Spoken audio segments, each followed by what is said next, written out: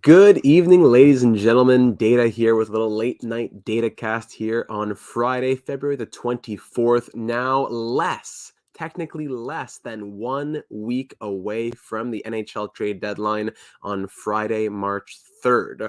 Now, with the deadline coming up, it has been rumored, it has been speculated, it has been reported, it has been almost reached. The deal is almost there that Patrick Kane may just be heading to the New York Rangers in a deal that would be extremely surprising and would definitely need to have a lot of strings pulled, as the Rangers cannot afford him. But at 75% retained, with prospects and picks going out the other way, it would really be something if the Rangers could get Patrick Kane, not only for the hype factor for the Rangers, but to say, wow, does that really just make the Eastern Conference like the Rangers and the Bruins like on a collision course for the Eastern Conference final? That would really be something to spice up the Eastern Conference. Thank you everyone joining in here. No breaking news, just some speculation here with the trade that may be coming very soon. Supposedly, according to Chris Johnson, it'll be sooner rather than later. I believe within the next 24 hours. Dabrowski, welcome aboard. Legend, TikTok, TikTok. I'm an enemy of TikTok. TikTok in here, Redan or Redan. So what we're going to be talking about in this DataCast, we're going to be breaking down potential trades, what a deal would look like, just in terms of value and also in terms of the logistics. So there's kind of two parts what we'd have to look at here. 3N5Z saying, honestly, think Kane should be a second liner. I like how Tarasenko was played on the first. For sure, I could see that. There would be a lot of options for the top six for the New York Rangers, right? And that top six would be deadly. Dabrowski, the first one to bring in a trade idea here, saying that it would be Zach Jones, Vitaly Kravtsov, Alexis Lafreniere, 2024 first, 2023 second, 2024 fifth in exchange for Patrick Kane and a sixth. Now, I know that the Blackhawks want to maximize value, right? But at the same time, Patrick Kane holds all the cards. So while this value is not off in terms of what Patrick Kane might be able to fetch, I do think it's a bit high for how he's been producing this season. I think that the Hawks are going to have to take a bit lower than they think they'd get because Kane holds all the cards. He wants to go to New York. Not only is he open to being traded, but he says, this is the destination that I want. And you got to just make it work. And the Hawks know that, right? Chris Johnson saying today that he believes Kane only willing to wait for the Rangers. There you go. The price may have dropped because the Hawks have no leverage. Reading my mind. Thank you, Tic Tac. Yes, Legends also adding on saying that if it doesn't work out between the Rangers and the Hawks, then that's no deal, right? Rangers might only be offering a second-round pick plus a couple prospects, Kravtsov and the other guy, Jake Leschyshyn, excuse me. So I think that probably is all the Rangers are going to get. Now, going over to the Twitter sphere, I've been seeing a lot of people throwing 3-team deals out there. The Hawks, the Rangers haven't exactly been happy with Vitaly Kravtsov's development. Gallant commenting that he's not even a top 9, good enough to be in their top 9 right now. I was scrolling through a bunch of obviously breaking news, sources telling me it's just fans who are tweeting stuff out. But just to see what are people thinking, a lot of people are saying, what if Zach Jones were involved? What if Brennan Othman were involved? I think that would be too much. For the Habs to get Kravtsov and 25% to retain on Kane, and then the Hawks get Othman, Jones, and a first, and the Rangers end up having to give up 3 prospects and a first. I don't see that happening when there's so much leverage for the Rangers. Kravtsov has removed all of his Rangers-related photos on Instagram. He's been held out of practice. He's healthy scratched for roster management reasons. It sounds as though even if a Kane deal didn't happen, I would say Kravtsov has played his final game as a Ranger. Now, getting into what a potential trade would look like, here's the thing. There, especially on Jake Leschyshyn, it would take a little bit of finagling to make a deal happen because of him being claimed off of waivers by the Rangers earlier this season. Let me go back here for a second. Let me read what Puck Pita had to say. If Leschyshyn were to be waived today, meaning Friday, February 24th, which he wasn't, and then he would be down tomorrow, and then Kravtsov would only Kravtsov also going off the roster, you can't fit the trade until the trade deadline. But if Leschyshyn, Kravtsov, and even you throw in Harper are all out and Kane is in, you can fit that deal any day. So it's a bit complicated depending on whether or not Leschyshyn is a part of the deal. Let me just pull that up here. The cap friendly is taking a few seconds to load. Maybe I'll refresh this here. I got a lot of windows open, as you can see at the top right there. So you'll have to excuse me for a moment. Appreciate it, Slim. You are the homie. While we're waiting, drop a like if you have a moment. I'll wait on that. Drop a like if you have a moment for a little late night DataCast. Thank you, everyone, for taking the time to join us here. Hope you all are having a wonderful Friday and are ready for a great weekend ahead. So, you know what? While that loads, I'll just hop over to the Rangers cap friendly. Just look at, I can look at the, I think it's all the cap friendly pages that aren't loading. Maybe they're dealing with a lot of traffic right now. Well, I'll let those load. Let's go to Jake Leschyshyn for a moment then. Jake Leschyshyn, second round pick, 62nd overall of the Vegas Golden Knights back in 2017. Thought of as a highly touted prospect. Always thought, he had that top 6 potential in NHL. He was always a big name. Maybe not a big name, but Vegas didn't necessarily have the deepest prospect pool, so he was always one of the names higher up on that list. I think that's a fair thing to say. Didn't do too much with Vegas in the AHL. 6 points in 41 games in the NHL in 2021-22. 0 points through 22 games this season. Goes on waivers. Rangers claim him. 13 games, 0 points. A grand total of 0 points in 35 games played. 8 pony minutes, -10, unfortunately. Yeah, every time cap friendly struggles, I always think I'm missing a huge trade that just went down. Yeah, well said, Tic Tac. That's well said. Always makes me nervous when the sites aren't loading. So you know what? Let me just switch off this view, and I'll just try to reopen the page here for a second. Legend saying, Rangers offense would be nasty. It already is nasty, but add Kane in there, and ooh boy, that's scary for sure. And we see that Tarasenko's been having success. The top 6 is jiving well in New York. The offense is there. I think Adam Fox is sneakily still like so lethal out there. Like Adam Fox, Charlie McAvoy. Everyone's talking about Erik Karlsson, Rasmus Dahlin, rightfully so. But McAvoy and Fox having point per game plus seasons again this season, kind of quiet, I find. Unless you're a Rangers fan or a Bruins fan, I, as a Canadiens fan, I'm not hearing much. I find about Fox and McAvoy. There's a lot of players out there. ECK, hey Data, how you doing? I enjoy your videos. Thank you, my friend. Who you got for Sunday, Jake Paul or Tommy Fury?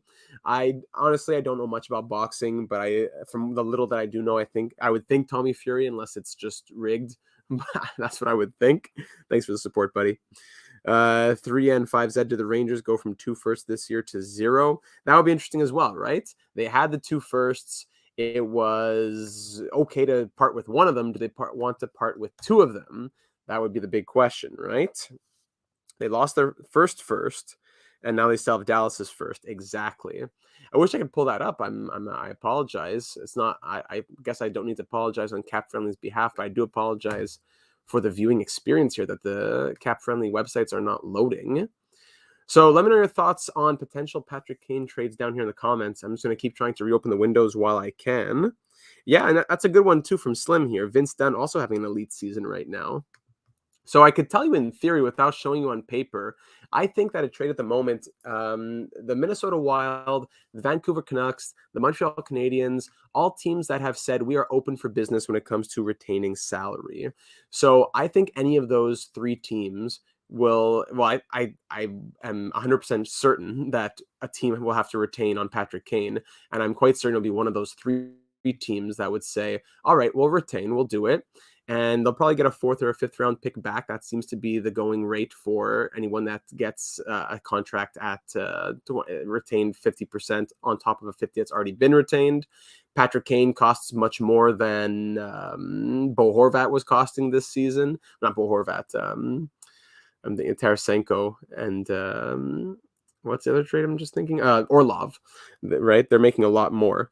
So it will definitely cost maybe a 4th guarantee. I'd say, I wouldn't say it costs a 5th, at least a 4th on Patrick Kane retention. So I think any of the Canadiens, the Canucks, the Wild, or the, what was the other team that I mentioned? Or is it just those 3? Yeah, Canadiens, Canucks, or Wild. Any of those 3 teams, yeah, any of those 3 will definitely be looking to try and get a 4th out of this deal. And will be utilized. No problem, Jack. Welcome aboard. Tic Tac saying, think the Habs have to be aggressive with salary retention. Can't really recoup much at the deadline otherwise. Well said. No Monahan deal likely happening. No Edmondson deal likely happening. No Jake Allen deal probably happening after they've extended him. He's been doing well and all that. I would think that the Canadiens, their only hope of recouping more value at this trade deadline would be to say maybe we sell on Evgeny Dadonov. I've always gone with Evgeny Dadonov. I know it's probably Dadonov, but I would think that Dadonov is the only player, maybe for like a third-round pick, because Hoffman's not moving, Edmondson's not moving at this point, at least. Monahan likely not moving. I would be very surprised if many roster players actually move from the Canadiens. Cap Friendly finally loading here, so I'll just pull up the trade machine for a moment. Yeah, I know it's Dadonov. Is that it? Dadonov. I've always heard both, but I know like for some like Ilya Samsonov, I know it's Samsonov. There's some of those that take a while to get used to. Kirill Kaprizov is what I was always saying. All right, so the trade machine's finally up. I appreciate your patience here. Juice commenting, it's late for you, buddy. Gotta get to sleep. Wasn't the first rounder in the Tarasenko deal a conditional and between their stars one? Yes, exactly. So their first round pick, I believe there was a condition that it would be the higher. I forget if it was the higher or the lower of the two, but they could very well just do a trade where they involve that first round pick, and Chicago knows that it's whatever the other first round pick is, or it could be a different year's first round pick. But that condition should not get in the way of a deal where they would involve their first round pick to the Blackhawks. So team one in the trade, let's go ahead and get this started. Team one in the trade, the Hawks just have a boatload of picks and they're going to be adding more. The Hawks go ahead and trade away Patrick Kane at 50% retained. And so 50% retained on Patrick Kane. His cap hit, don't forget the real dollars for a moment. His cap hit is 10.5. Cut that in half, you're at 5.25. Cut that in half again if a third team is going to be retaining 50%. Look at Patrick Kane. Think of him at $2.625 million. So Patrick Kane at $2.625 to the New York Rangers, who currently have $206,000 in cap space. So they definitely would have to clear up a little bit. If we go ahead and throw in Leschyshyn and Kravtsov to this deal, I don't find they have a ton of value. Like Kravtsov, he's a former top 10 pick, but he's been struggling to find his way. Yes, Chicago has had success with taking on Taylor Radish, limited success with Boris Kachuk when they traded Hagel to the Lightning. Hagel, by the way, another player who's quietly been having an amazing season. So Leschyshyn, this player was previously claimed on waivers this year and has not since been placed on waivers again. So if any other team made an unsuccessful waiver claim on Leschyshyn when the Rangers got him, that player, Leschyshyn, would first have to be offered to them as a waiver claim prior to being traded.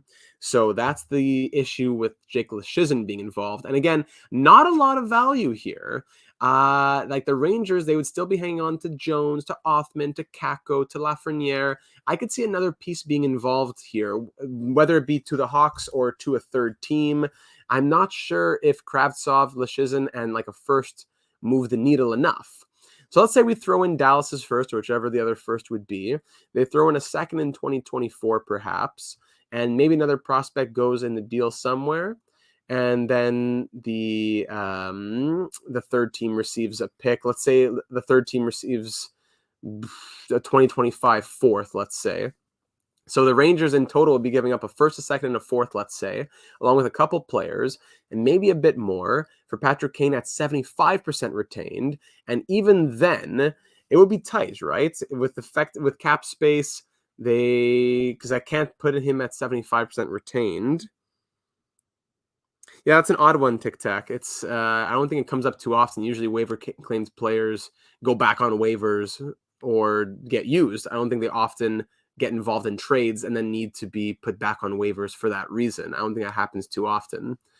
So Patrick Kane, the difference between cap hit and effective cap hit is maybe what I need to hammer out here. But it seems as though the Rangers would need to free up $729,000 when he's at 50% retained. So with going with that understanding, if we're looking at 1.362162, and we multiply that by just 25%, he's making 340,000. So the Rangers have 206,000. So 340 minus 206, they're still missing 134,000 of effective cap space. So let's say we'd have to throw somebody else in then.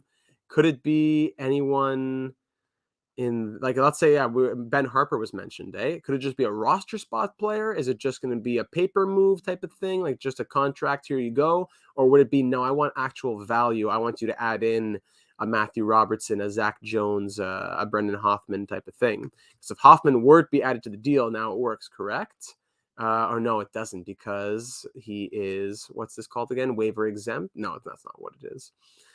It's just that his contract is not counting towards the total at the moment. So Ben Harper, let's toss him in instead. And now it would be able to happen because it's under 535,000.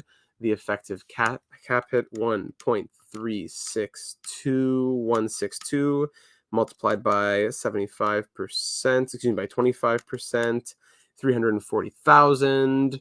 And let's say they have 741 minus 206. It seems as though it would work if my math is checking out here. I'm doing a lot of math on the fly, but I think the math checks out for this to work out for the Rangers, where they have 206,292 in space. They get another, for the Rangers, they have that much space. They take on 340,000, 546, but then they remove 741,621. Yeah, they should have still 195,000. Yeah, I think the numbers check out. Sorry, thanks for bearing with me there for a second. The numbers check out there. So the Hawks end up taking on those players. Do they need anything else in the contract spots? Does this get approved? Now the Hawks would have 23-player roster limit, eh? So that's where the third team comes in. So forget the salary cap upper limit. That's where he'd actually be 75% retained. So the third team would probably have to just take on another player from the Blackhawks roster, just a contract, or Ben Harper goes to another team, I suppose. Yeah, so Ben Harper would go to that third team with a fourth-round pick, let's say, and 25% of Patrick Kane's contract is retained by that team. So long way to get there, but we got there. Vitaly Kravtsov, former 9th overall pick in 2018. The 2018 draft wasn't too shabby. Like, the Rangers are still, they want to get value for Kravtsov, but they're kicking themselves a little bit. He had 13 points in 19 games in the KHL in 2021-22. Like, instead of Kravtsov, they could have gotten, I'm not saying Oliver Wahlstrom clears him, but Joel Farabee, they wouldn't have minded him, 119 points in 229 games. Evan Bouchard on defense, I'm sure they wouldn't have minded him. I try to look at the immediate players around here, because it's not like they would have went and drafted who else was a big player here in this draft class. Let me save myself sometimes and sort by points. It's not like they would have gone and drafted. My goodness, it takes long for these things to load. Wallstrom is solid. Yeah, he's solid enough. No, Kane has not been traded just yet. Okay, so I guess it's just not going to happen. So what I'm trying to say is not like they would have gone and drafted somebody at 30th when they had the 9th overall pick, but they definitely could have taken other players who were of interest and maybe have done more in the NHL as at this moment, such as Joel Farabee. So thank you for bearing with me as I went down that rabbit trail of money and effective cap hit and all that good stuff. That's essentially what I think it would cost for the Rangers to acquire Patrick Kane, and they're lucky that Kane wants to go to the Blackhawks so badly, because any other team would likely have to pay up a bit more. Maybe Kane isn't worth a first-round pick this season. Let's go and just pull up his numbers quickly. You might not think he's worth a first-round pick, but it's also the name. It's also that the team's going all in. That also plays a role. Rangers could have gotten Dobson. Yeah, a lot of different names. Romanov wouldn't have gone, but so Kane, he is still, let's see, what's he putting up this season? 45 points in 54 games. That is a pace of 68 points. Definitely not one of his better seasons. His 82 game average in his career is probably 90 points. 87 points is his career 82 game average. So he's on pace for 20 points under that. Still a solid enough and with a horrible team around him, unfortunately. Put him on the New York Rangers with that would become like the best top 6 in the NHL, and I think things would go back to normal, right? Have him setting up Zibanejad, have him setting up even Tarasenko power play time. I don't know what. I know there are a couple of right wingers there, but it would definitely help him to have a change of scenery. I don't think he would continue at this pace, right?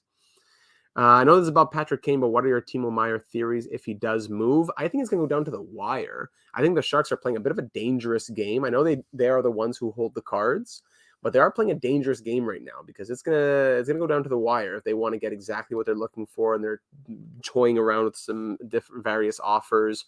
I think it's going to end up going to the Devils. I think it's, if I had to really put money on it, it would be like, I'm 50% sure that it's the Devils, 45% sure that it's the Hurricanes, and 5% that it's somebody else, or like the Blues. Let me rephrase that: 50% Devils, 40% Hurricanes, 8% Blues, and 2% anybody else. That's what I'd say for the Timo Meier right now. Scrolling down here. Yeah, Kane is still worth a first for sure. I'm just not sure what other pieces would be involved, right? Kane isn't on the best team right now. He's almost, which also affects the numbers. Look how O'Reilly has turned out in Toronto. Yeah, a small sample size, but yeah. And Tic Tac, he's 100% worth a first. Who knows if the Hawks can get it, because there's only one team they can negotiate with. That's the thing. Any other team in the NHL, first is a prerequisite to even answer the phone. But with the Hawks and the Rangers situation, the Rangers could use that to their advantage. They get to dump a couple pieces that they want to move on from. They can move maybe a second and a third. I don't know. I'm not sure how much Patrick Kane is twisting their arm right now to make this happen. Slim, of course. No one's worth a first if they can't defend. Put up 100 points a season, but if they can't defend, they're worth a 7th round pick, of course. Juice also commenting, I honestly think a part of his bad play this year has been because of the team around him and no meaningful games after like the first 20 or so. Yep, that's well said. Now that the games, not that the games matter more, but now that teams are like 13 teams a night are coming to scout him, now he's scoring the hat tricks. Now he has 10 points in 4 games. I think Patrick Kane can turn it on. What's this? Is that guy, Rear Admiral, a good source, or am I being trolled? I'm not sure who Rear Admiral is. Is that something that was over on Twitter? Let me just pull that. Rear Admiral? I'm not sure who Rear Admiral is, but I've not heard anything from him. In a Timo Meier deal, I hope the Devils won't trade Mercer. I don't know. I don't think Dawson Mercer would move. Zetterlund, yeah, I could see Zetterlund moving. Yeah. Any chance Timo Meier doesn't get moved? I don't think so, because the Sharks aren't going to be paying him his $10 million qualifying offer. I don't think that's going to happen. You think it's a guarantee that Kane is going to the Rangers? I don't think it's a guarantee. I think that it's moving that direction. I think the framework's being hammered out. Chris Johnson says it's going to come to a head before the trade deadline, within the next 24 hours even. If he gets traded, I'm 100% sure that it's going to be the New York Rangers. Am I 100% sure that he's getting traded? No, but I do think it is much more likely than not. I'm more confident in this than I was with the Jacob Chikrin trade. Unfortunately, I'm still waiting on that one. When I made the DataCast for that, it was like, okay, happening tomorrow, and we're still waiting on that saga to end. My cousin, Price on Ice. My cousin knows Dawson Mercer, actually. Good thing he has a pretty safe spot in the Devils. Yeah, I think so. Actually, funnily enough, I have a friend who is cousins with whose cousin is Dawson Mercer. So... are you my friend? I don't know. Maybe we don't know each other, but maybe we do. We don't think we know each other. Dabrowski-Diego, if the Rangers get Kane, it's a big dub for his family. They drive from Buffalo to Chicago to go see him play. If he goes to play in the MSG, it'll be better for him. Yeah, for sure, for them. Kane will definitely turn on the Jets. Just last year, he still put up 92 points. He still has it. And honestly, if Kane goes to the Rangers, well, I might even argue they are better than the Bruins. That's a fair point from a Bruins fan here. I think that would be a collision course between the Rangers and the Bruins for an Eastern Conference final, and it would be a travesty if they did not face each other in the Eastern Conference final, if those are their teams. Do you think the Hawks try and move Taves at the draft, since he isn't going to move by the deadline? I don't think so, at the moment at least. Until a team knows more about his health, I don't think anyone's going to take him on. So do they try? Maybe, but until Taves says that he's ready to play, who knows if he could just become an LTIR guy? who knows, right? So I don't think a trade, because of the statement that he made, I don't think a trade is happening anytime soon. So that's the current update on Patrick Kane, it seems like. I wouldn't be surprised if there's a DataCast tomorrow on Saturday and we're talking about the Patrick Kane trade. So I'm going to be looking forward to it. I'm afraid to even like take a shower or anywhere I'm not going to have notifications at at my fingertips because of the nature of this trade. Aside from that, it doesn't seem as though any other trade is imminent. The Jacob Chikrin move seems to be just dragging and dragging and dragging. Any other trade could happen at any moment for sure, but it is going to be exciting as things like Gavrikov, things like I would say there's a lot of big chips out there, but things like Gavrikov, things like names are escaping me now. Things like Sam Lafferty, I don't know, depth pieces. There's the TSN trade bait board. I wouldn't say it has a ton of depth on it, but those moves will start to come to a head as the deadline's coming up. We will have live trade deadline coverage here on the channel 1 to 4 p.m. on Friday the 3rd, which is a week away. That'll be exciting. Think the Bruins felt Rangers were already getting Kane and went after D instead. I could see that from Tic Tac. Yeah. How many big names going before the deadline? I think teams prefer to go before the deadline. TSN trade bait board. Let's look at what TSN has to say. Always got a good chuckle from Craig Button in the morning. So, of course, the big names here, I'm going to pull it up and let you see it in just a second here, because I will admit that some names are escaping me here, 11 p.m. on a Friday. I don't have that trade bait board memorized. Let's go over here and see what TSN has to say. I'll add in my thoughts on what I see. So Timo Meier, I think that's going to happen. Patrick Kane to the Rangers, I see it happening. Jake McCabe, yeah. Gavrikov, yes. Barbashev, yes. Luke Shen, absolutely, is being held out of the lineup. The poor man's Timo Meier, James Van Riemsdyk at 50% retained. Teams are definitely going to be interested in that once the dominoes fall, once the chips fall into place, and we're an hour before the deadline. That's where guys like this are going to be moving. The Shane Gostisbeheres, the Lars Ellers with an expiring deal, the James Van Riemsdykes, all that. Erik Karlsson, I wouldn't say it's a guarantee. I think it seems as though talks have cooled off on Erik Karlsson. Brock Besser to the Minnesota Wild could be something that happens. But as we go deeper down the list here, Jesse Puljujärvi, I could see a deal happening here. Bjugstad, yes. Using Gustav Nyquist just as LTIR space, I could see that. But when we get to like 25, 30 plus, I wouldn't see most of these names moving. Dadonov, I would think so. Greenway has been in conversations. Like Colton Parayko, to find a team who wants to take on a 7-year, $6.5 million deal. I don't know. I wouldn't say that's like the headline of the trade deadline coming up here. Praying that Laffy and Kakko are traded at the deadline. I don't know. Sorry, let me go back to this view before I cause inception. Price on ice. Rangers have a stacked offense. Kane, maybe. Kreider, Mika, Panarin, Trocheck, Tarasenko, Heidel, and several more strong depth / midline players. Absolutely. The Rangers would be stacked. Really wish Laugh was good because I have like 15 rookie Laugh cards. Well, we do a lot of, I do a lot of hockey card collecting, selling, flipping, trading. I haven't been doing much on the channel recently because I've been trying to sell and restock before I do a lot more buying. But there are hockey card videos here on the channel. Some talk of, I do mail days and I do discussions on card flipping as well. Let's see. Legend. By the way, do we know what happened to Vrana? I'm so confused as to why he was waived earlier this season. No, it was off ice. I would think it was off ice. He was in the player assistance program. Things didn't seem to work out. He was pretty close to point per game with the Red Wings in his very small sample size of like 30 games, right? So I think it really has to be off ice related personal reasons. You know who I like to see instead of Meier on New Jersey? Mark Scheifele of the Winnipeg Jets. Is that even possible? I don't think so. With the Jets as good as they are right now, I know they were like not in sell mode, but I think they were definitely more interested in hearing offers on guys like Scheifele, Wheeler, Dubois, Schmidt right at a time. I think they were a lot more interested like a year, 2 years ago. I think at this point they're trying, I don't know if they're going all in. They should definitely be looking to add at the deadline, but I'm not sure if they will. I don't think we've really heard their name like anywhere. Who do you think the Who do you think is the big trade deadline name for next year? I'd have to look at expiring deals for next year. Like, who's a player on a bad team with an expiring deal?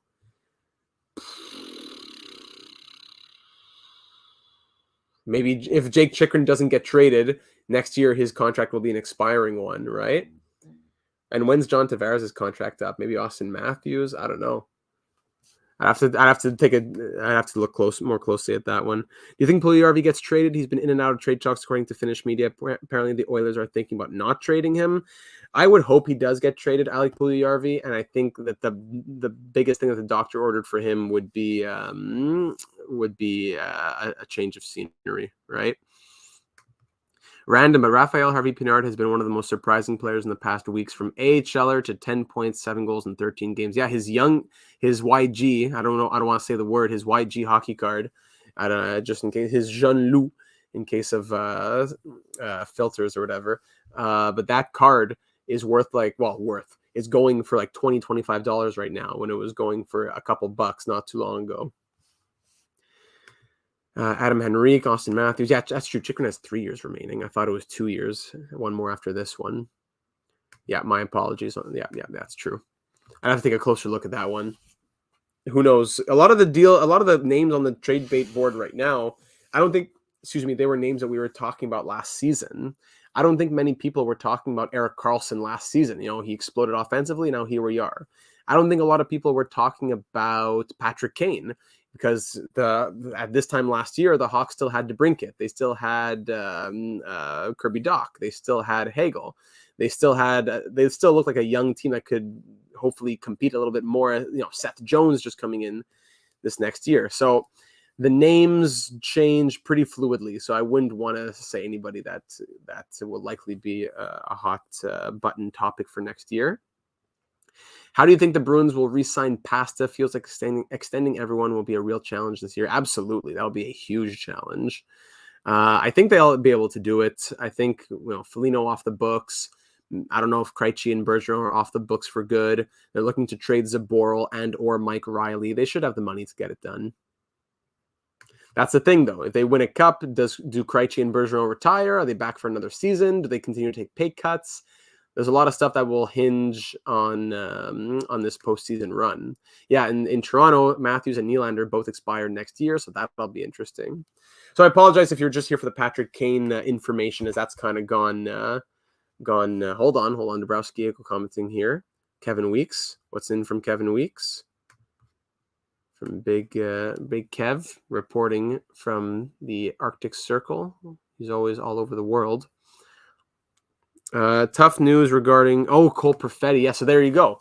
So that is why the Jets. Well, let me read the whole thing. The Jets are having an excellent season and certainly could be buyers. Curious to see how these factors affect their approach until trade deadline. That's well said there. They have a solid team, but they should be buyers, and they're not really in that conversation for buying. Do they just trust their guys and go from here? That's one approach, but it's also a dangerous one if things don't go well. Leafs fan, Chychrun and Gavrikov have to be traded. It would kind of be disrespectful from Arizona and Columbus to just, sit these guys out and not trade them. That's a good point. Although Chychrun has been in trade rumors since like November of 2021, to actually sit him for like a couple of weeks. And then Tic Tac was saying this in the Discord server, to sit him for a couple of weeks, I think the value on him kind of goes down, because any team that he's traded to will have a player that's been sitting for a couple of weeks, right? And he's not like he forgot how to play hockey, but it's going to take a bit longer for him to get into it. So if it's a team that's pushing for the playoffs and needs help right now, you just kind of lost out on a player that was in mid-season form, maybe. I don't know. I'm sure he's training hard and all that, but before the guy Admiral on Twitter came to the Rangers, 99% done. He said it an hour ago. No, I wouldn't say. I've never heard of that being a solid source, so I wouldn't put too much stock into that. Now that you mentioned EK65, do you think he gets traded? I'd lean probably not. I think there are teams that could afford him if they're willing to retain at like 15%. I think they were saying at 18% at one point. I think it could happen. It's just that it would be a big price tag. If the Sharks are willing to lower their price, then it could happen. Don't Bergeron and Krejci's bonuses kick in against next year's cap? Bruins squeezing past it in is going to be interesting. That's true. I forgot about that as well. There's a lot of things to say. A lot of things to consider, I mean. Edmonton, absolutely. They are in on both Chychrun and Gavrikov. Edmonton, they're a team like Winnipeg that should be buying and are looking to buy, but Winnipeg doesn't sound like they're looking to buy. Edmonton, that's what they should be doing. They should look to get a defenseman like Gavrikov or Chychrun. That would be huge. That would be a game changer for the Edmonton Oilers. So all that to say, going back to the potential trade that we were mentioning earlier, it would be a bit messy, but Patrick Kane at 50% retained, let's say to the Canadiens, to the Canucks, to the Wild, who retain another 50%, and then Kane at 25% to the Rangers, along with, let's say, Kravtsov, Leschyshyn, a first and a second. The team that retains takes on Ben Harper and a fourth-round pick, maybe a bit more, and the Hawks just get Patrick Kane out of it. Now, that team that's doing the sweetener and even the Hawks themselves, would they say, no, we're not doing this deal unless you add in another piece because we're not high on Kravtsov and Leschyshyn, who understandably I wouldn't be high on them either. Do they insist on a Zach Jones, on a Brendan Othman, on a Matthew Robertson, one of those pieces? I could see it, but at the same time, the Hawks hold all the cards. They have all the leverage. The Rangers hold all the leverage because Patrick Kane, if he's going to be moved, it's only going to be to the Rangers. There's already a framework being hammered out for it. There's already talk from Chris Johnson that this will be done before the deadline, even within the next 24 hours. I wouldn't be surprised if I am back here live, hopefully with all of you again tomorrow on Saturday the 25th. So make sure that you're subscribed so you don't miss out on that breaking news the second that trade drops. Not even in the news, just the second that Elliot Friedman clicks send on that tweet, we are going live here on YouTube. So make sure that you're subscribed to not miss out on that action. That notification will also be your news of him getting traded. As well, hey, if you enjoy this, check out the rest of the channel. NHL 23 franchise mode, career simulations, much, much more. We'd love to have you join in on the team and even on the Discord server where we're always breaking news as well. Edmonton needs more defense for a deep run. Yes, 100%. Price on ice. Kirby Dach's illness is related to a lower body injury. That's pretty much it. They're just kind of, I wouldn't be surprised if they're just kind of like holding him out at the moment. Maybe not holding him out, but saying like, hey, just, take your time. I'm hearing the Bruins have another move in place with almost a week to go until the deadline. That was from Mark Allred. Look for news coming soon that both Mike Riley and Jacob Zaboral have found new homes. Yeah, I could see that, especially with Orlov now in the mix. Their seventh defenseman now becomes like who, Connor Clifton, they're good for defensive depth. They're good. The Bruins are good. Mike Riley can be moved on from. Dexter, welcome, buddy. We're just wrapping up here, I think. But I think, how can I summarize this all? Kravtsov is not the exciting piece that he once was. A change of scenery to Chicago would be interesting, similar to Taylor Radish and Boris Kachuk last year from the Lightning. I think that would do him well. I think a change of scenery for Patrick Kane would also do him very well, as he's having a down year, but still on pace for 65-plus points. At the same time, are other teams offering the Hawks more? I would think so. But are those teams that Patrick Kane would want to waive his no-trade clause to? I don't think so either. Could Dallas or Vegas put together better packages than a second and Kravtsov and all this? For sure. But the Hawks may be forced to accept a package of a second, a third, and a couple prospects that you're hoping on for Patrick Kane, as opposed to the first, second, higher-end prospect that another team would be offering, right? So no trade yet, but that seems I'll be very, very interested to see when that trade breaks. I'm excited for it, and I hope that you'll be here to join in on it when we do go live, hopefully tomorrow, Saturday the 25th. But if not, at the very least, make sure that you're subscribed for our trade deadline coverage coming on March 3rd. Ladies and gentlemen, thank you for taking the time to spend it with me and everyone else here this evening, joining in on the discussion. It's a great time where we're all able to discuss various things on top of the Patrick Kane deal. So thanks for taking the time to do that. Join us in the Discord server if you'd like to continue the conversation. What time are you going live on the deadline? It's going to be 1 to 4 p.m. Eastern on trade deadline day, March 3rd. So starting at 1 p.m. Eastern, that'll be when we're going live. So 1 p.m. to 4 p.m. All right, everybody. Thank you for joining me tonight. Looking forward to seeing you hopefully tomorrow for Patrick Kane news. Everyone have a wonderful evening and start to your weekend. Very much appreciate you taking the time to join. Vinny, I don't think I saw you in the comments. Thanks for lurking in the shadows there, buddy. I see you in there. Thanks to Browski. You were excited for a long time for this stream. Thank you, everyone, for your excitement, your participation. Kane for Tarasenko straight up. Ha! Imagine. All right, everyone, have yourself a great evening. We'll talk soon. Good night.